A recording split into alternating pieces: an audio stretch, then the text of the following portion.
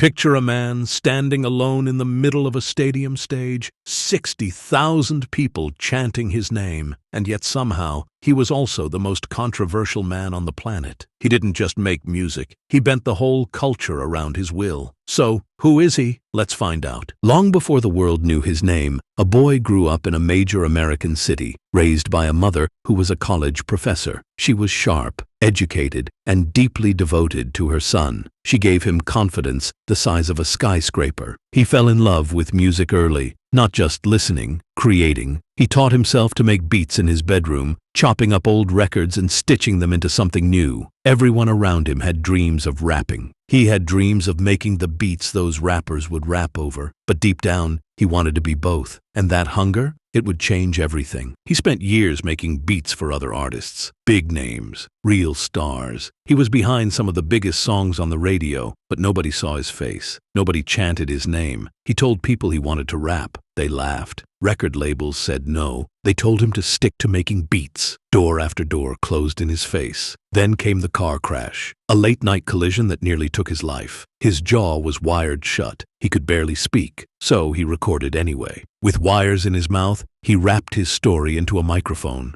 The song he made from that hospital bed became a calling card. The world suddenly had to pay attention. His debut album landed like a grenade. It was built around soul samples, chopped, sped up, transformed. Critics called it a masterpiece. Fans called it a revelation. And he called himself a genius. Few argued with him, at least, not yet. Album after album, he refused to stay in one lane. His second record went darker, more introspective, digging into late nights and temptation. His third shook the genre harder than anything before it. He mixed orchestras with rap. He mixed grief with arrogance. Then tragedy struck. His mother, the woman who built him, passed away. The loss cracked something open in him that never fully healed. And yet out of that grief, he made his most ambitious record, a double album, a concept piece, an opera of pain and ego. It split critics right down the middle, but fans lined up around the block. He won armfuls of awards. Then he started winning awards and grabbing other people's microphones. That single moment, a live broadcast, a stunned crowd, a stolen spotlight, made him the most talked about person on earth for a week. Half the world wanted to cancel him. The other half couldn't look away. He wasn't just a musician anymore. He was a force of nature, uncontrollable, unpredictable, and impossible to ignore. Fashion houses started calling. He walked into the most elite design rooms in the world, and those rooms were not ready for him. He launched a sneaker that sold out in minutes. He built a fashion brand that the whole world fought over. But the higher he rose, the louder the noise inside him got. He began making statements that shocked even his closest fans. He said things no one expected. He went on interviews and told the world he was a god. He interrupted his own concerts to deliver rambling speeches. Those around him began to worry. Then, during one tour, it all broke open. He was hospitalized. The official word was exhaustion, but those close to him knew it was something deeper. He came back. He always came back. And the music he made in the aftermath was raw, strange, and brilliant. He moved to a remote stretch of land and recorded an album that sounded like nothing from this earth. Some called it worship music. He started holding open-air services, attracting thousands. People wept. People sang. It was one of the strangest reinventions in music history. He ran for public office. He made headlines for views that cost him everything.